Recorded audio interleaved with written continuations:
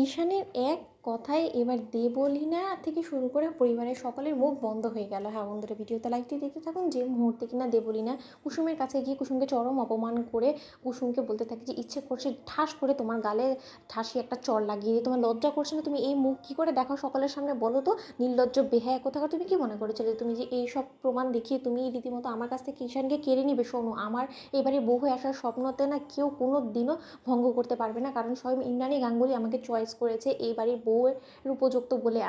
আমি তোমাকে বলে দিচ্ছি কুসুম, তুমি যত চালই চালো না কেন, কোনো মতেই তুমি আমার এঙ্গেজমেন্ট আজকে ভাঙতে পারবে না। অন্যদিকে যখন কুসুমের এই কথার উপরে কুসুমকে অপমানের হাত থেকে রেহাই করানোর জন্য যখন ঈশান বলতে থাকে যে জাস্ট সারাপ দেবলীনা, তোমার লজ্জা করছে না? তুমি কোন মুখে কুসুমকে অপমান করছো বলো তো? এবং তোমার এত বড় স্পর্ধা হয় কী করছে? তুমি কুসুমের দিকে আঙুল তুলো বলো তো?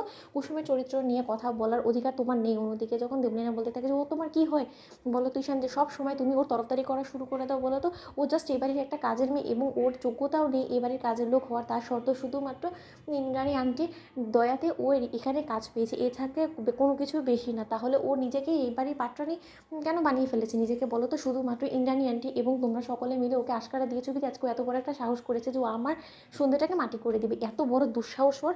আন্টি তুমি এর জন্য কোনো কিছু বলবে না? অন্যদিকে যখন ইন্দ্রাণী বলতে থাকে যে আচ্ছা ঈশান, তোমাকে আজকে সন্ধ্যের মধ্যে হঠাৎ করে তুমি কুসুমের হয়ে এতটা তরফদারি কেন করছো বলো তো? অন্যদিকে ঈশান বলতে থাকে যে আমি এই তরফদারি এই কারণে করছি কারণ আমি কুসুমকে ভালোবাসি এবং আমার সামনে কেউ কুসুমকে অপমান করুক সেটা আমি কোনো মতেই বরদাস্ত করবো না। মা, আমি চুপ করে কোনোভাবে সেটা সহ্য করবো না। অন্যদিকে যখন কুসুমের সম্পর্কে ঈশানের মুখ থেকে এরকম একটা কথা শোনা মাত্রই যখন দেবলীনার চক্ষু চড়কগাছ হয়ে যায় এবং দেবলীনা বলতে থাকে যে হোয়াট ঈশান, তুমি এক্ষুনি কী বললে যে তুমি কুসুমকে ভালোবাসো? It's so funny. তুমি সত্যি কুসুমকে ভালোবাসো নাকি তুমি আমাদের এঙ্গেজমেন্টটাকে পণ্ড করার জন্য তুমি সুযোগটাকে কাজে লাগাচ্ছ বলো তো?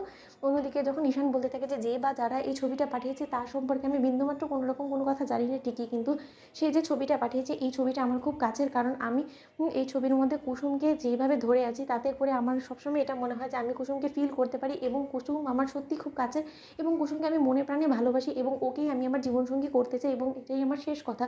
অন্যদিকে আয়ুষ কুসুমের সঙ্গে ঈশানের এই সম্পর্কের ঘনিষ্ঠতার কথা জানা মাত্রই যখন আয়ুষ ঈশানের কাছে গিয়ে ঈশানের কলার চেপে ধরে এবং বলতে থাকে যে ঈশান, এর পরবর্তীতে আর একটা বাজে কথা তোর মুখ থেকে শুনলে কিন্তু আমি এক্ষুনি ঠাস করে তোর গালে চড় লাগিয়ে দিব।